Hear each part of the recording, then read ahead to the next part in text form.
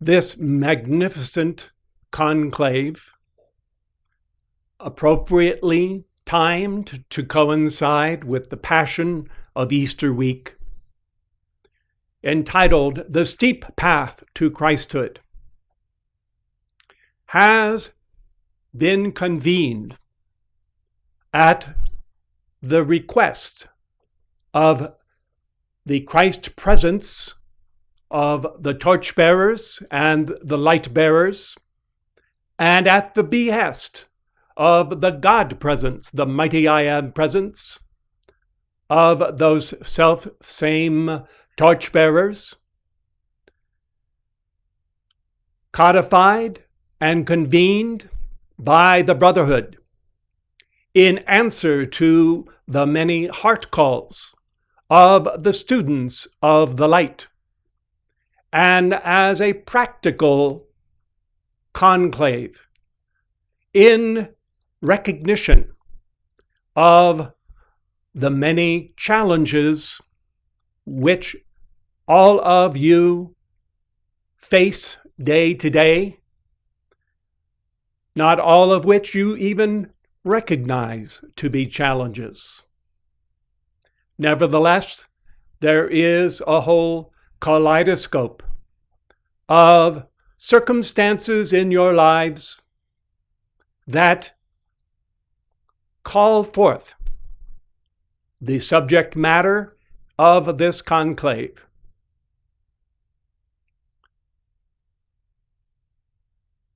You well know that the Ascended Masters, when they choose to do so, are able to wax profound and eloquent on the most sublime glories of the divine realms. You know as well that there are veils of mysteries still to be drawn aside, so that you might eat the bread of angels, that is, that magnificent truth of cosmic law that you are beginning to encounter. But the practicality of the Ascended Masters also hears the plaintive heart calls that go forth from your hearts, not only during your waking hours, but even during your times of rest at night. These needs and calls are at no time more evident than when the students of Acropolis are given the opportunity to sit and commune with our own beloved Moria, entreating his heart on those things which are of pressing importance to them. And both he and the Brotherhood recognize how very often those letters do not center so much on the precepts of cosmic law as they do on the personal predicament, the personal adversities that individual students are grappling with, and how it is that they may correctly surmount those difficulties. The same could be said for the petitions, which are addressed to Mother Mary's heart and to the Lords of Karma, the healing petitions which we send up prayers for from the students as well. All of which attest that there still remains much of the rigors of life due to whatever might be the reason, whether it is karmic or otherwise, that are still very much in the forefront of the path of the students of the light. So for the next 5 days especially, we shall bring things to a more practical level in terms of engaging in the teeth of action with those situations which individuals find themselves involved in. Which situations actually have a great deal more to do with the path of initiation, the steep path to full Christhood in the ascension, than you outwardly would comprehend or interpret those initiations having to do with that. All who have committed themselves to beloved Saint Germain's work of the dawning golden age and committed to the support of his instrument, the Temple of the Presence, are in an especial chaliship relationship, discipleship relationship with not only Saint Germain, but various ones amongst the ascended masters with whom they have an affinity, or from time to time they might be put under the tutelage of different ascended masters because of the specialized training which the various masters are gifted in relation to the students. So all of you should already feel that, as the Buddhists love to say, you have entered the stream. You have left behind the outer world and its ways, and are, to the best of your ability, midstream, crossing over that great River Jordan into the promised land of the Ascended Master Octave. So, during the next few days, we will remind you again of lessons which have indeed been taught and stressed many times before. But you do need the reminding, because they have slipped from conscious awareness and certainly from the forefront of your consciousness, having to do with the probationary path. Years ago, when our work was beginning in earnest with beloved Master El Morya, there was a phenomenon that was occurring in our activity, which had been also a pattern that existed in all previous Ascended Master activities, and back to the work that Morya and Kuthumi did in the Theosophical era. It had to do with life streams who were permitted to enter into the outer rings of the mystic rows of the community of the Ascended Master's disciples. And eventually, for whatever reason, certain segments of those life streams, would abandon the path, and in some cases betray the path altogether. And in retrospect, through worldly eyes, it seemed as if this was a foregone conclusion, this behavior on their part. Or in the alternative, the question would be posed to the Ascended Masters that if the Ascended Masters are all-knowing, they should be able to have known in advance that who would succeed and who would inevitably fail. So not exactly in that spirit, but in general, this was posed to Master Morya, and he explained quite clearly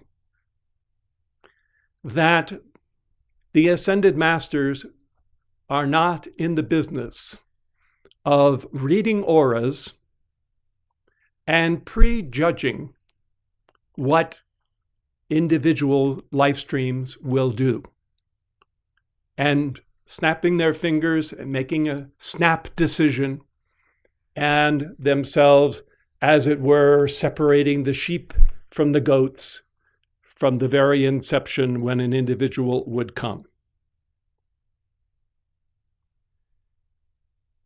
He went on to explain that the whole spirit of the path, the probationary path, was that those who come, as you will see shortly in the parable of the wedding feast, where those who were initially invited to the wedding feast refused to attend.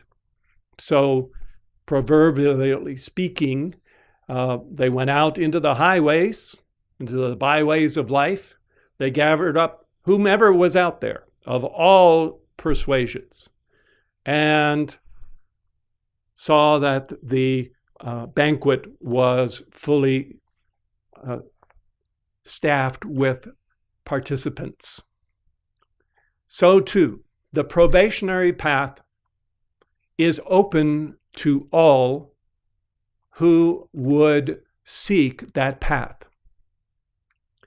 Morya went on to explain that if you were to do a quick review of a number of lifetimes of the same individual over and over, you would see in some instances where over a series of lifetimes, they had progressed to the same step or stage of the path of initiation. And every time it seemed as if when they got to that certain stage, they could not pass through the test or the transformation victoriously. But his main point was that on some occasion, at some point, even if they had failed the same test 10 times or 20 times before, at some point, either on the 21st time or the 25th time or the 29th time, at some point, they were going to pass that initiation. And that the Ascended Masters afford the grace of that opportunity to the God Self of those life streams, because the cycle will come when they will pass that initiation. And along with that instruction came the very strong insight from his consciousness that it would be possible, fully within the realm of the possible, for that passing through that trial or that test on the first opportunity. It could happen then. It could happen at the second time. At some point, they are going to be victorious in that path, in that stage of initiation. Because the light of their mighty I Am presence shining through their hearts is going to shine forth and take its rightful place in the circumstances of the outer consciousness. And the potential for that light to do this is always present within the threefold flame. And so the masters would never deign to refuse that opportunity. This then is meaningful to each and every one of you because that is the case for you. If you can only realize it, that your mighty I Am presence is fully capable of achieving the victory, producing that victory in your life in even the most dire of circumstances, if you will, with your decrees and the things you're going to be reminded of this week, if you will establish the correct conditions for your presence to produce that victory through you, for you, at any time that can be accomplished. Saint Germain had a slightly different way of saying this, which he loved to remind the students of years ago. And that is that the Ascended Masters never do put their faith in the outer self of any life stream. Rather, they look to see the light of the mighty I Am presence. And when they observe, and this is not the reading of the aura, but when the masters observe that the light rays from the electronic body of the I Am presence are beginning to shine forth through the heart, shining in the mind and the emotions and so forth, and that light begins to shine more powerfully and constantly, they know that they and you can rely upon the steadfast shining of that light. That light is, in fact, the consciousness of the mighty I Am presence. It is the new wine that Jesus spoke of and Master Moria has spoken of, that we will be again centering our attention on this week. Stressing again, because it needs stressing, that God consciousness, the individualization of your mighty presence, as it is permitted to work through your four lower bodies, will indeed perform the work of what must be done in order for the victory of your presence to be won. So we will rehearse some of the stages and phases of the probationary path, and remind all of you that there indeed are rigorous stretches of time that will challenge you. But if you are prepared for that, and if you maintain an eternal vigilance, you will find that you are not caught off guard. And you will also cultivate an alertness, because many times conditions that confront you, if you dealt with them with the decrees at the very time that they are happening, if you dealt with those conditions outside of your four lower bodies, and also whatever might be the reverberations due to those conditions reverberating in your four lower bodies, if you were to take yourself in hand and alertly address those conditions at that very moment and really train yourself in developing that rolling momentum of the faith in the God presence, you would find that, to your own astonishment, so very quickly the light would produce the victory on your behalf.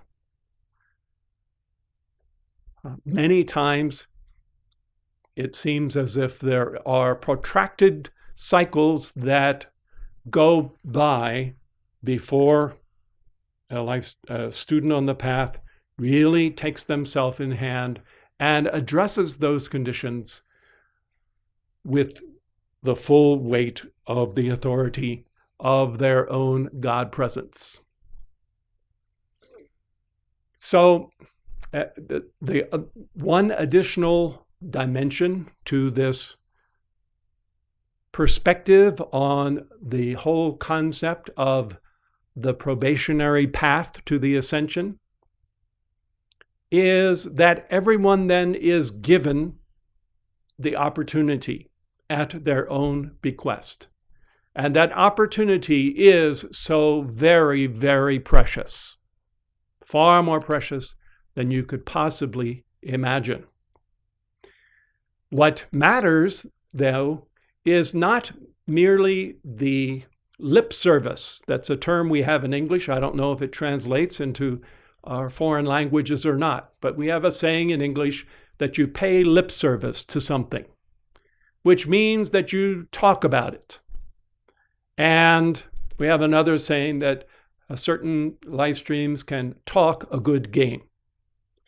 So there are those who will actually find the path, find the activity, and make all kinds of pronouncements about all of the wonderful things that they want to do for the Master's work. And that blandishment of those statements seems to them to equate to the actual accomplishment of what they've said they were going to do, when in fact what the ascended masters look to when they gauge the probationary path is not what a disciple on the path says they are going to do or promises that they are going to do or covenants that they are going to do. What really counts is what actions they take, what accomplishments they lay as the good fruit on the altar. There was one of the many parables of Jesus that touched on this very thing. Talked about a father who had two sons. He assigned them both to go out to work in his vineyard. The first said, "Okay, I'm going," and didn't. The second said, "I won't," and did. And Jesus stressed that it was the second, the one who actually went and served, who was the one who was really acting in the love for the Father. So that too is a very important part of the path, is what a life stream does, not merely what they say, not what they say they are or what they say they will do. It is so very, very important that it is part of that hierarchy of the Christ virtues, especially the fifth of the secret rays, the ray of constancy of service, constancy of productivity, constancy of fruitfulness. That fruitfulness really is the acme of all of those virtues. It's the culmination of the 7 rays and the 5 secret rays. They all come together in that 5th secret ray of the perfecting of love as charity. The things that love says that love will do. As a part of this steep path to Christhood, then, understand that already by your presence here. And now we are addressing not only those who are in real time participating and those who will hear this release and these releases in the next few days, but those who will be studying these releases for hundreds of years to come. Understand that you have the most magnificent opportunity for the path before you. And you alone are the one who must choose to maximize the opportunity that is given to you. And you must know that the Ascended Masters know, and your God Presence knows, that rather than inconvenience yourselves for these 5 days to be here, assuming that you are on vacation time, you could be on a beach somewhere, or maybe high in the mountains somewhere, or you could be, as Jesus liked to say, getting your ox out of the ditch on the Sabbath. You could be about that worldly series of endeavors that are so much of a preoccupation with individuals' lives. This is a most important factor to be emphasized, and it is one of the invisible tripwires that has actually, for hundreds and hundreds of embodiments, tripped up the students on the path. It's a very curious kink in the human consciousness that has to do with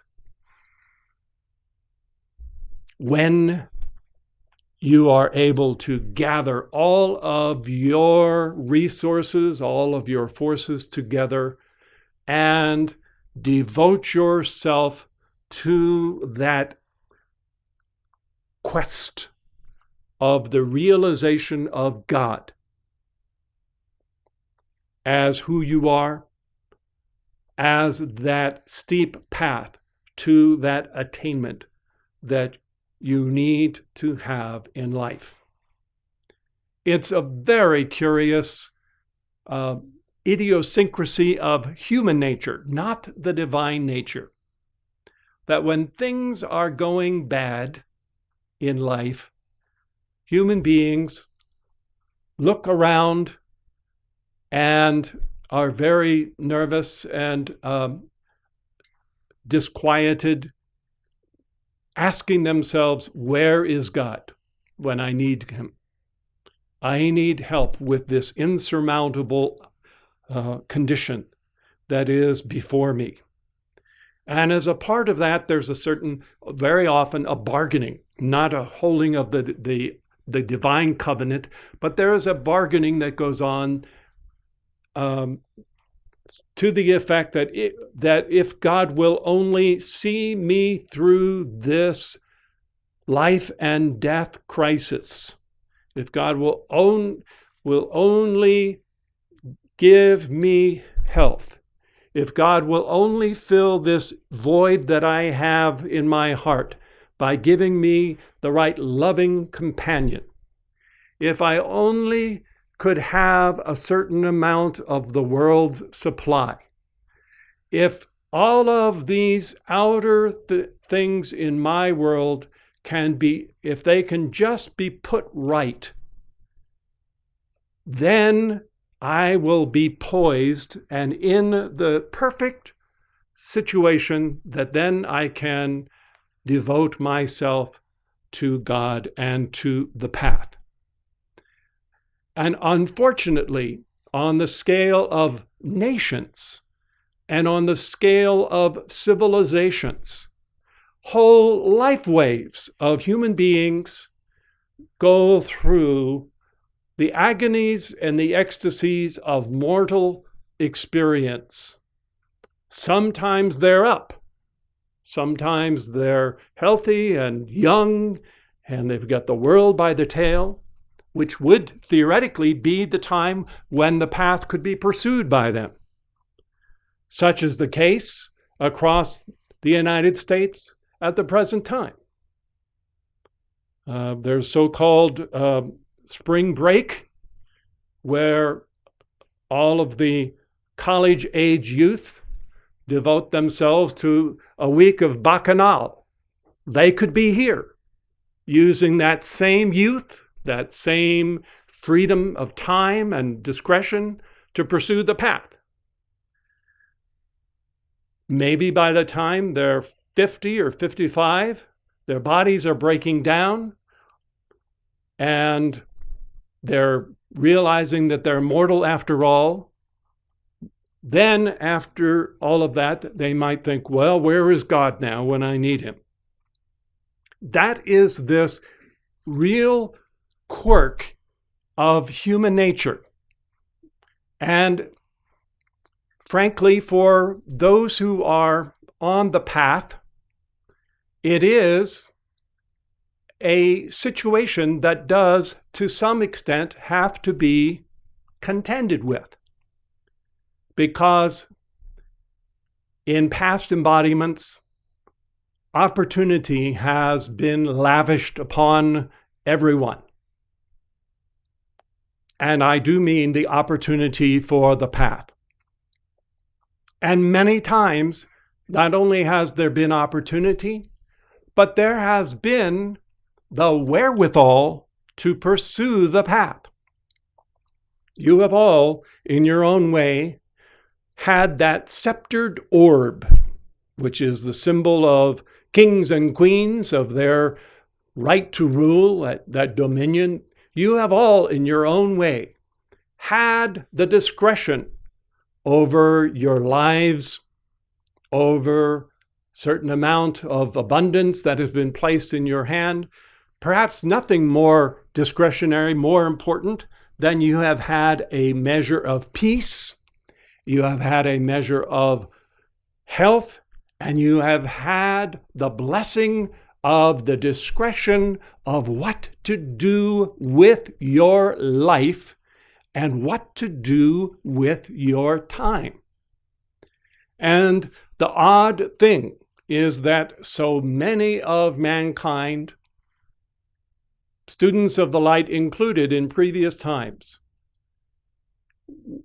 during the time that they have been in want, have bargained and vowed to God or to themselves that should the opportunity present itself, they would make the most of that opportunity in their quest of the path.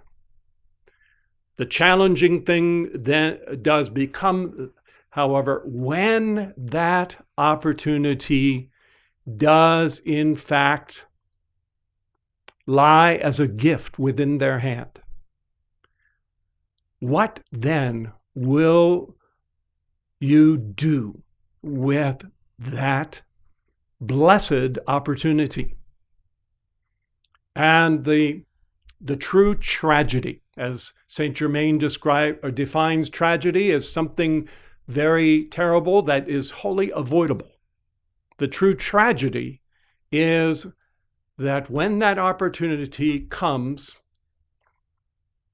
individuals find that they no longer have that keen zeal for the path, and other diversions occupy themselves. And in fact, for those who make it in this world, we have a whole society that has invented all kinds of things for people to do with all of their discretionary leisure, time, and opportunity. I don't need to regale you with all of the types of things that people can do. You can travel around the world, cruise ships. You can pick up a sport, maybe bridge, maybe golf, I don't know, mountain climbing, whatever it might be, and spend all of the fat of the land, that is the wealth of God that is intended for his glory, on those blandishments that have nothing whatsoever really other than relaxation and a little recreation, but should not be the central focus of one's life.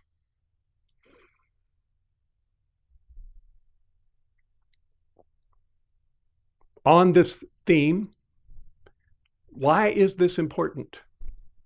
Because while we have said on the one hand that it is true that the masters don't read auras, it is also true that when it comes time for dispensations, extraordinary dispensations to be given, then you must look to the record in the causal body and look to what has been the utilization of that opportunity when it was given in the past.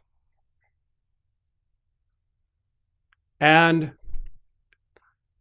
you might be chagrined in the case of your own life stream, and you would most assuredly be astonished to know of how many start out so very powerfully and energetically on this path, only to fade away, to be drawn into other engagements of this world, rather than the realization of the God presence above all else.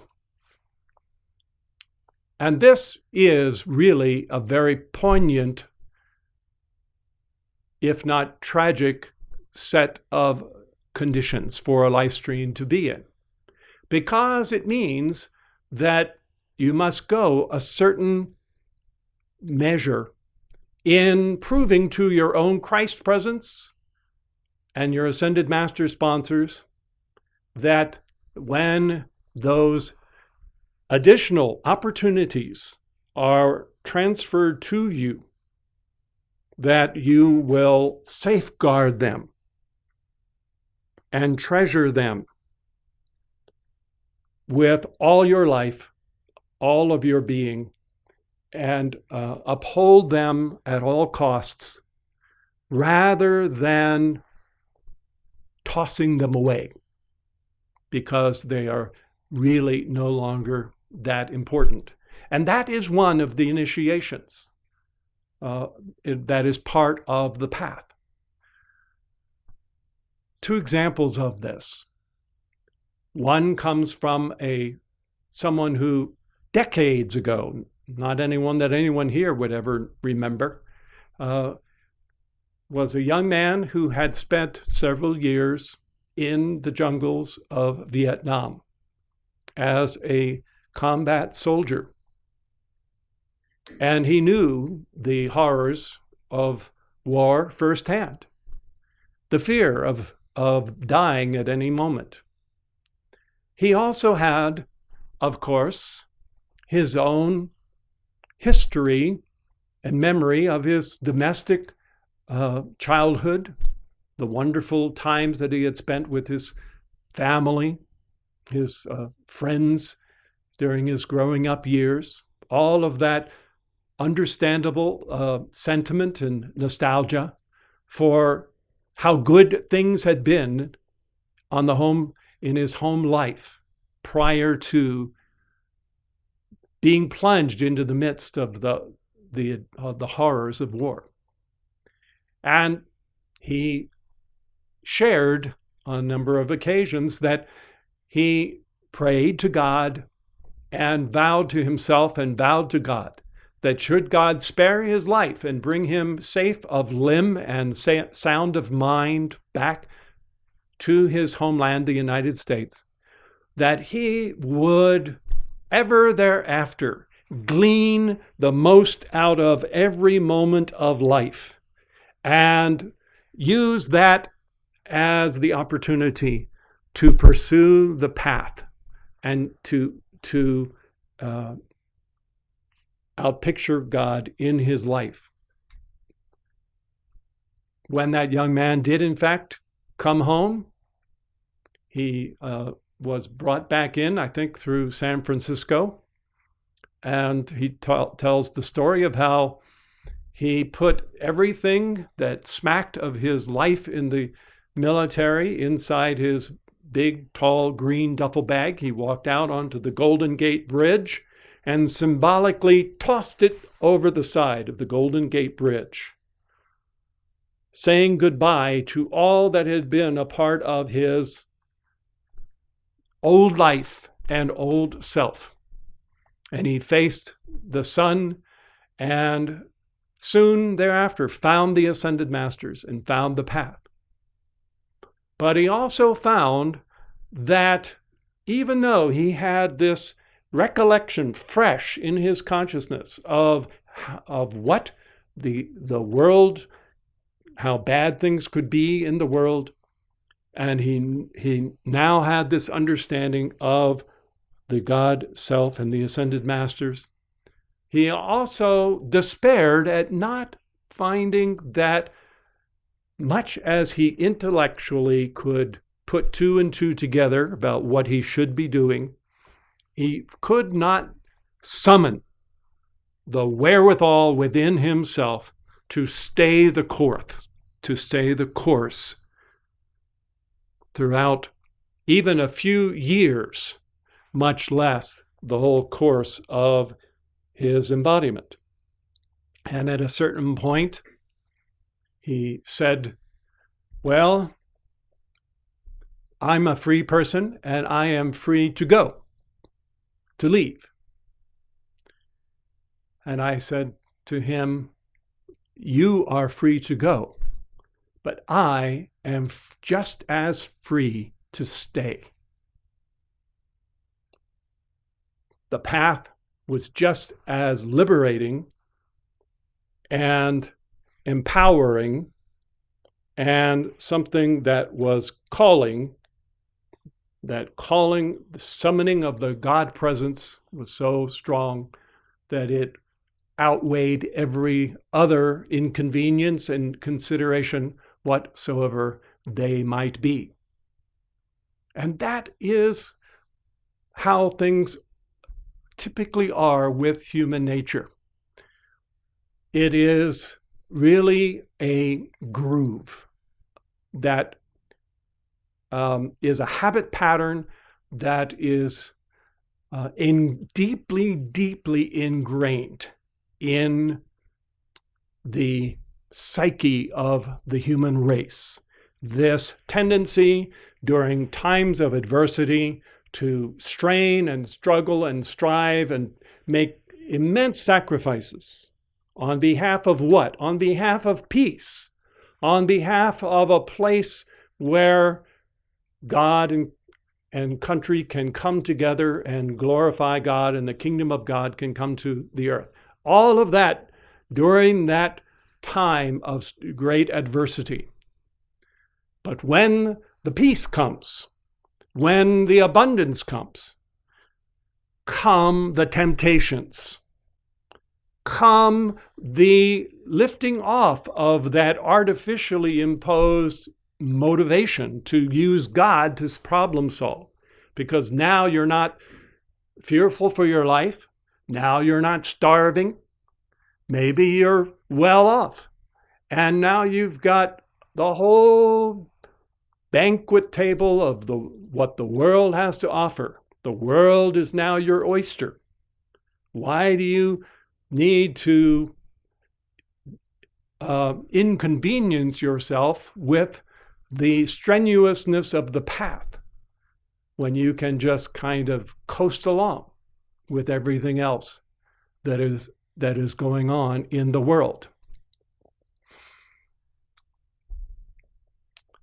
The world periodically is ravaged with all types of misfortunes, which, of course, God nor the Brotherhood wishes upon them. And the Brotherhood does all lawful to assuage those conditions, to heal them wherever possible. But when it comes to what they are permitted to do, the question posed always by the Lords of Karma is, what will that populace do when peace is bestowed, when opportunity is bestowed? Will they use that for the path? Or will they go the way of the mortal consciousness as further license to indulge every flight of the human imagination that is possible? We had a conference a few years back called Waging Peace with the seven mighty Elohim. And of course, the stress of that was that winning the peace and using that platform of peace to actually strive to lower the dawning golden age. That was as much something that should galvanize the society and all of the individual members as ever any foreign war might ever want to do.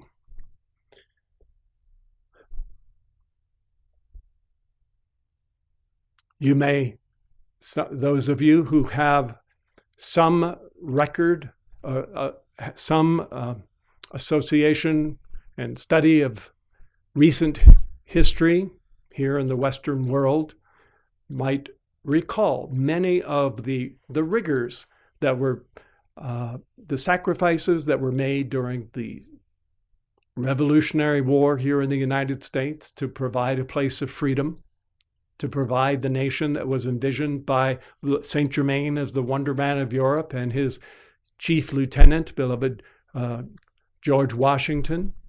You might recall the terrible price that was paid to preserve this country barely 70 or 80 years after the Revolutionary War. You have the conditions that were faced by the whole world in that first worldwide conflagration, World War I. Then you had the same cycle repeated again in the Second World War. And I'm sure that millions and millions of young men and women had the same experience as our erstwhile student of the Masters did in their own situations of being on the razor's edge of whatever type of peril they would be facing in the immediacy of their own situation, as well as collectively. And they would be looking back to that nostalgic time of their own childhood when things were better. And they would be praying, hoping against hope, that somehow or another things would become better in the future.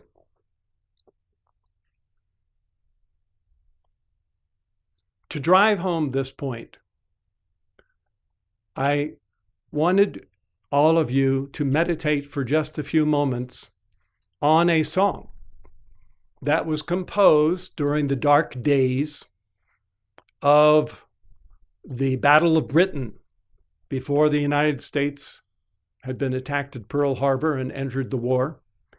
It was a time when England did not know whether she could hold off on her own the Axis powers. And so this song about the Bluebird of Happiness was composed. The bluebird over the White Cliffs of Dover, which were a very important component of that Battle of Britain. The song, which was composed about 1941, continued to be played throughout all of those years of that time.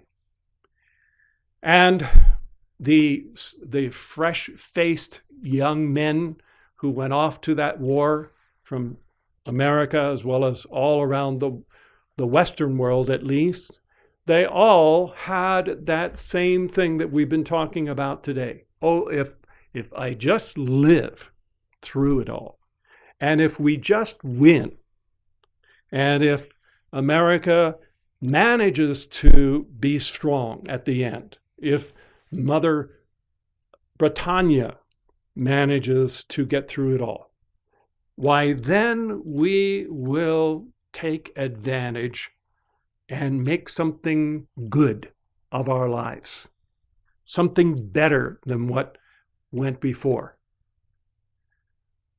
Believe it or not, that is right on point about the path of initiation. If any of you ever find yourself saying, when I have this situation in my life, when the funds are there, when my health returns, when I finally have my education, when this situation in my job is dealt with, when my career is on track, my relationships are on track, when all of the chess pieces of my life are in perfect order and synchronicity, and everything is just letter perfect, that is when I can finally really buckle down to the path. And what won't I do then when that is finally the situation? What you have to realize is that if you reason thusly, you are chasing a phantom. That this world is not going to serve up that equation to you. And if it did, you would be 1 in 1,000 not to be tempted by what would then present itself to you as what you could do other than the path with your time and light and supply. What else would be an allurement that would draw you from that commitment? So you should all know that as Jesus spoke of Mary, the sister of Martha, you have chosen the best part in choosing the path that leads to your beloved, mighty I Am presence. Because really and truly, you are looking through all of the swirling of current events. You are looking through, ideally, there is enough of the pressure of the heart of your own mighty I Am presence speaking through your heart, so that you are not caught up in the swirl of mortal events. What do we mean by that? Well, you have really two different minds that you can function in, one or the other of those two minds. You can be functioning almost predominantly in the outer mind. And we will spend some time again this week reminding you of lessons that have been dealt with to the nth degree of the subtle truths, that the nature of that outer mind begins with the memory and the record since the fall of your life stream from the oneness with the presence. So you have the cave and the darkened insular nature of that carnal memory and karma. Then you have the functioning of the concrete outer mind that processes the information that you receive through your 5 physical senses and is susceptible to the suggestions of the arguments of persuasion of what is the commonly accepted norm of human consciousness. And for most of mankind, they function in that outer mind, are moved about by it, by the ebb and flow of what is referred to as the mass consciousness. They're interested in what the trendsetters are interested in. They're interested in what the fashions of the times are. They're interested in what is the latest technological widget, the latest trend of whatever might be the outer consciousness. That mind is really a creature of the world's making. And those who content themselves to utilize or function within the confines of that mind will find themselves re-embodying endlessly, because it functions horizontally and has everything to do with this outer world and its ways, and with those agonies and ecstasies. And it is buffeted about by all of those pressures, internal and external, that are going on. And what this means is that for those who are really living in and operating through that mind, you're really caught up in the swirl and the whirl of the current events of the present time. And it has become the focus and the fixation of consciousness. And wherever the trends go, whatever the groupthink is, that is where the consciousness goes. That is not the path, the steep path to Christhood. There is another mind that is available to you for you to wield the sword of Christ's discrimination and to look through or look past or look beyond what is happening on the world scene at the present time, as well, mind you, and perhaps maybe more important, even to look beyond what is happening in your own emotional body and your own mental body. To look beyond that and to view things from the point of view of your Christ mind, from the point of view of your God presence, so that that mind can actually be the helmsman, the charioteer who is going to guide your consciousness. And that is really what it means to use that Christ mind, is that although you are undoubtedly, like everyone else, currently using a physical form, you have a name, you have some whatever might be your circle of associates, you have whatever might be the racial properties of the body you were born into in this embodiment. But that Christ mind shares none of those characteristics. And it sees past it all. And it sees that this is something that will go on and on and on and on. It'll go round and round and round and round.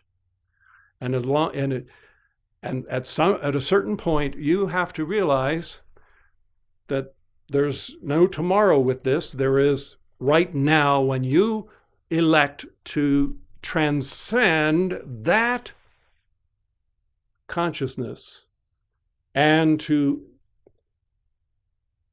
realize the consciousness of your Christ mind and your mighty, mighty presence, and prioritize what is important to your presence, first and foremost. And rather than postponing the day that never comes when everything is perfect in your life, you decide that the presence is going to be the prime mover that is going to mold and shape and change those outer circumstances and compel them to conform to the law of the being of your presence. And what is important to your presence is going to be the criterion that you use to prioritize all of the choices that you have to make with what you do with your time, your health, your discretionary abundance, and so forth. You let your presence prompt you about what is important to that beloved presence in order for those things to come into your life. We said earlier that part of this path is the new wine of the Ascended Master consciousness. It really is the consciousness of your beloved mighty I Am presence. And there is the parable that Jesus had about that new wine is he made an association between God consciousness and the dogma or the belief system of the times.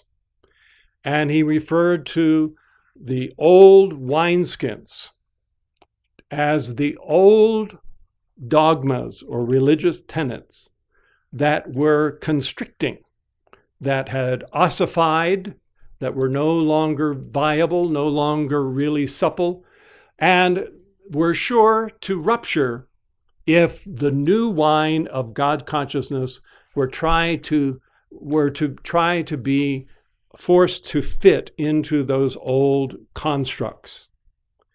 And that is true of the teachings of the Ascended Masters as well. If you are to chalice the consciousness of your God presence, you must have the correct truth of cosmic law lowered into your consciousness and view even this outer world according to the standards of the truths of cosmic law that are there within your beloved mighty I Am presence. So this week, we will deal with that consciousness in a number of ways. Perhaps the most important of all is the great impassable gulf that has existed for most of the human race, which says that God is God and man is man, and never the twain shall meet, much less be one. That is a far more deeply ingrained, impassable gulf than you could ever imagine. And even in the case of those Ascended Master activities, which followed in the decades immediately after the first work of beloved Saint Germain, how quickly did they lose the sense that was present with the initial release by beloved Saint Germain. The most important of all of the golden precepts that we will be stressing with you this week and the conference to follow. And that is for you to have the sense that you yourself are not only not a fallen sinner, that you are not merely your four lower bodies, that you are not even merely your Christ presence, your higher mental body, but that you are, in truth, the shining forth of the consciousness of your beloved mighty I Am presence. Mother Mary used to say that once in every 24 hours she would turn toward the great central sun and send up a prayer of gratitude from her heart for the courage of beloved Saint Germain to bring forth the teachings of the mighty I Am presence. We could never love him enough for that one thing. And how does that relate? Here's how. Remember we talked earlier about how many times before Golden Age civilizations had come up and then fallen back from the brink of victory. They'd snatched defeat from the jaws of victory, and of how students on the path had gone far on the path and then they got lazy and allowed themselves to be diverted from the path, and how there was the record of that over and over and over again. Well, when it was time to bring forth the teachings on the mighty I Am presence, there was a very strong discussion amongst the Ascended Masters as to whether or not, if the teaching on the I Am presence was in fact to come forth, whether or not it could be absorbed, it could be appreciated for what it is, and whether or not it could be kept alive like an unfed flame blazing in the outer world, blazing in the consciousness of any segment of unascended mankind. That was it wasn't a question of whether or not the masters wanted this to happen, but it was a question of whether or not enough people were really ready for that. And I'd like to share with you the words of Saint Germain on this subject, so that you might know just what an advocate you have in his life stream and have had for some time. He said, until this focus of this radiation began, it was doubted by most of the masters, except for Nada and myself, about the possibility of establishing such a focus of the Ascended Master Light in this busy Western world. The others did not know what I did, the fact of our long association, and not having had that revealed, I said to them, on my own responsibility, quote, I shall try it out. The Master from Venus, that's Mighty Victory, and Lord Lanto also stood with us. I said to them, the time has come when there are those outside of the retreats who can be made true messengers of the light. Thanks to you, I have been proven right in my faith. And now I am asking all of you to stand with me in the sustaining of this truth. For it has been proven that we can establish a mighty active presence of the God presence even in the midst of a hailstorm. I have always maintained this, whereas most of the time I have stood alone. Nonetheless, the ability of the students to grasp the use of the I Am presence is making these tremendous things possible. And what is the most key element of all of this? Jesus put it like this, speaking a little bit in symbology: the stone that the builders rejected has become the chief cornerstone. The builders, all mankind are the builders. The stone that they rejected is the capstone in the pyramid of life. It is the keystone in the arch of being. It is the rock of the God consciousness of the I am presence. That is the consciousness of that all mankind building up their lives have rejected that as the foundation stone or the cornerstone of their edifice of identity. And that is the consciousness that is key to your path of the steep path of Christhood. It is what, above all else, the temple of the presence, by its very name, is all about. We are about the presence and the temple of the mighty I am presence. And if you are about experiencing the presence of God all the time in your life, making that the pearl of great price, that you are willing to go and commit yourself fully to the quest of that presence, that then will be the key to your overcoming that victory.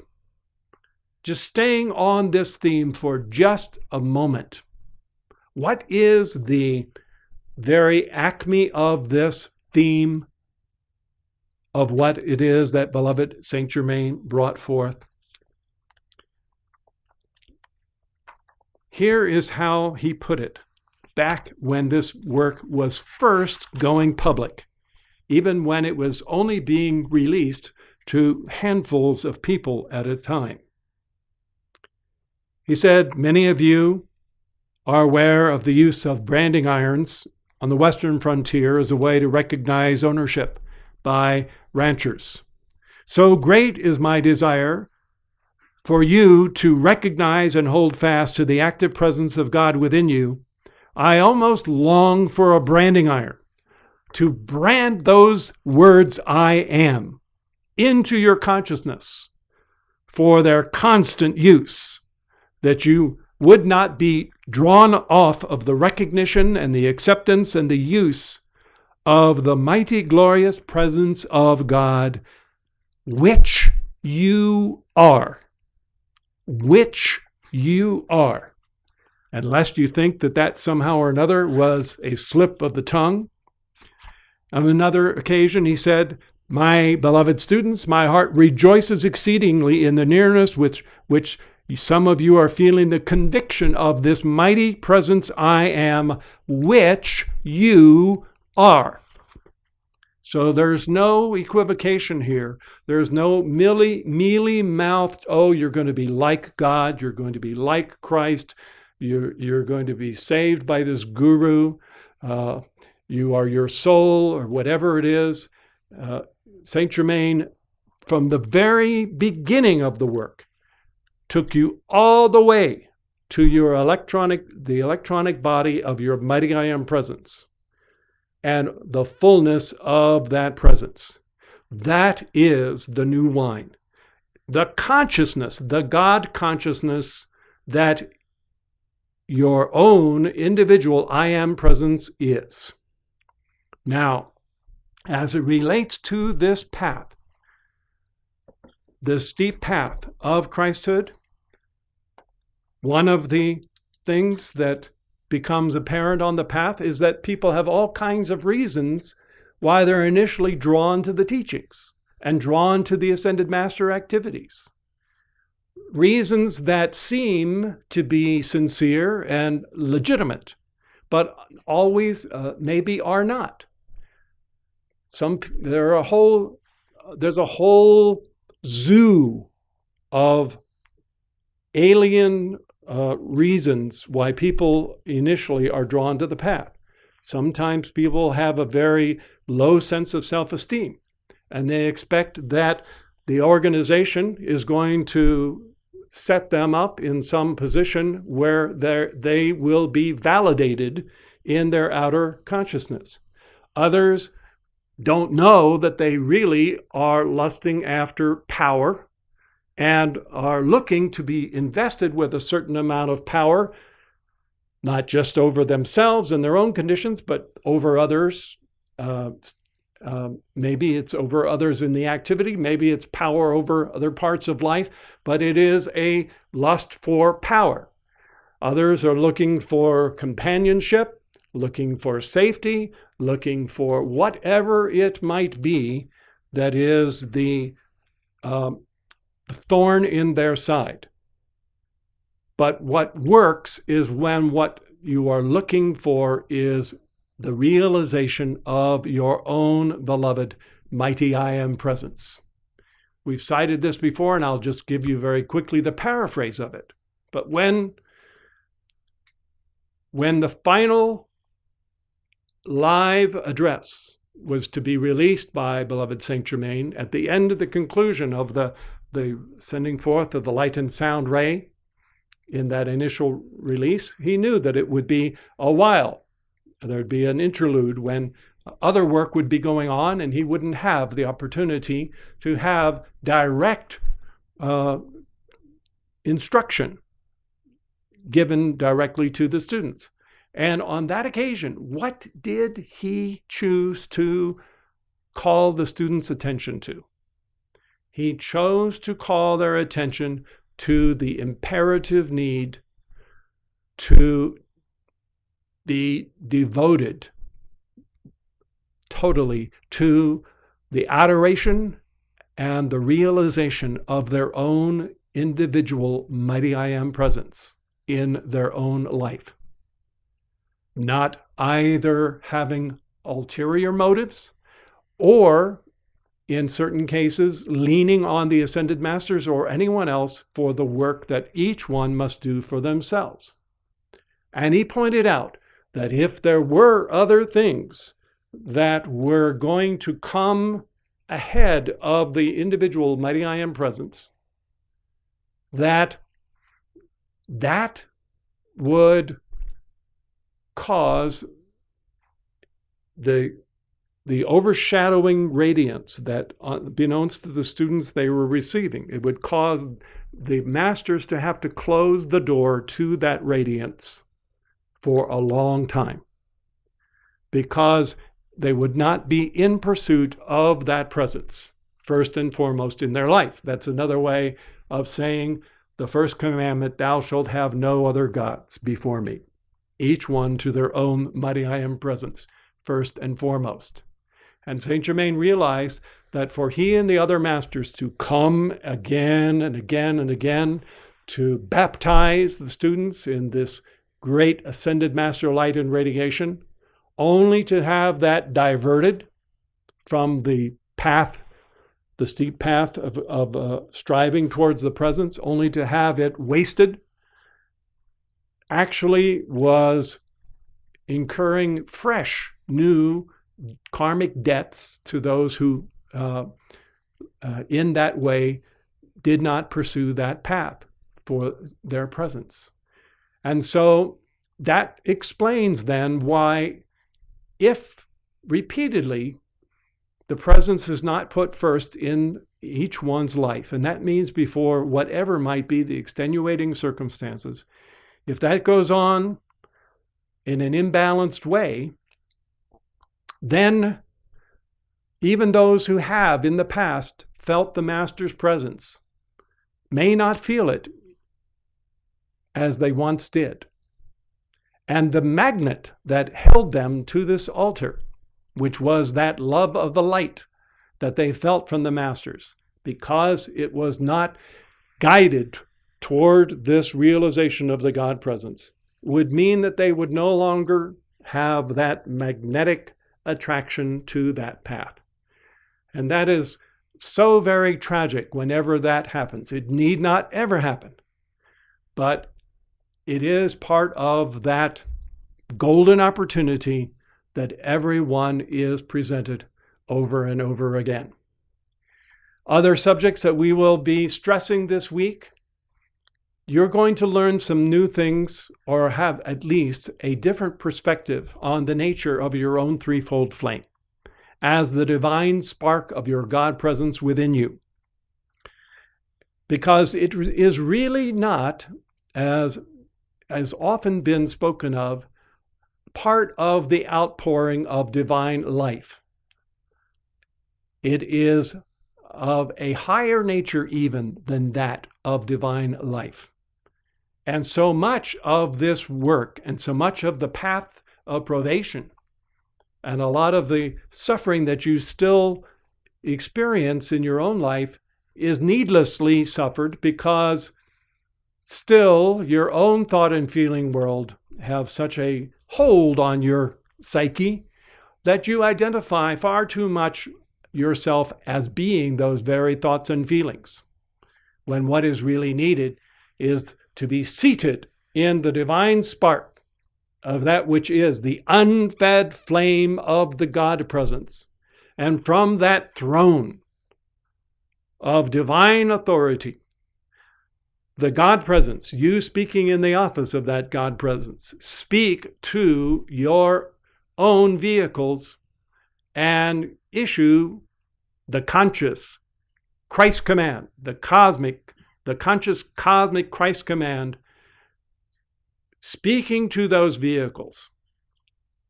That is the rising up into the office of your mighty I Am presence, and then knowing that that presence will rein in the impulses of those vehicles.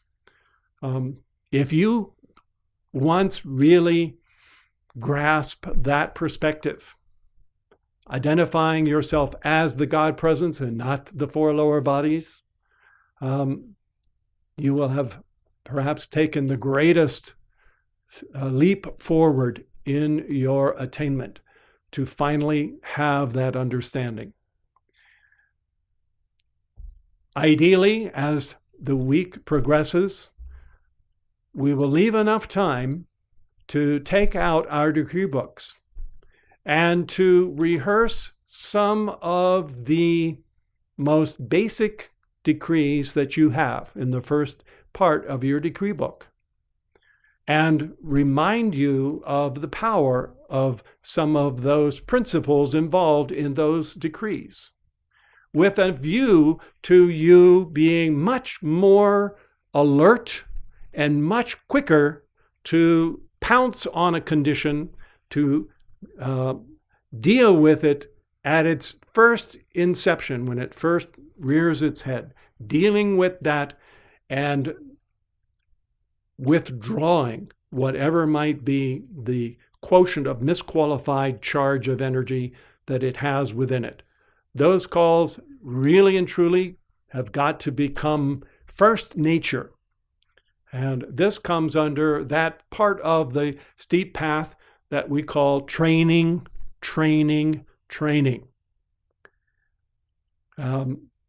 There is as much a process of drilling the four lower bodies like you were a drill sergeant, drilling a squad or a company of soldiers on the marching field. Your emotional body, your mental body, these are elemental forces of nature. They have their own impulses that have been permitted to run riot in the typical life streams vehicles for countless incarnations, people never dreaming that, first of all, that they were part of God, much less that they were to be in charge of those vehicles, monitoring what they're doing, discriminating about what they're doing, and then taking charge of them and really directing them from the seat of the Christ presence. So we will be practicing some of those calls over and over again because of that, because sometimes those lessons are overlooked.